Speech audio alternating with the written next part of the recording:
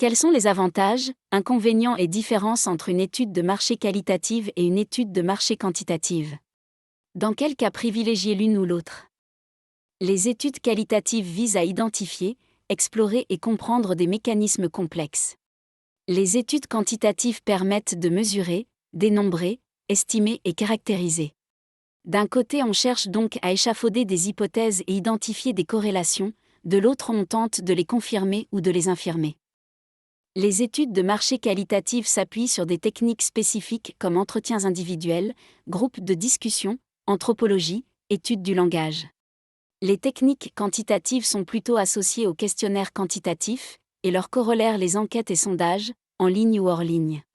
On peut également inclure dans les techniques quantitatives les modélisations réalisées à partir des données massives.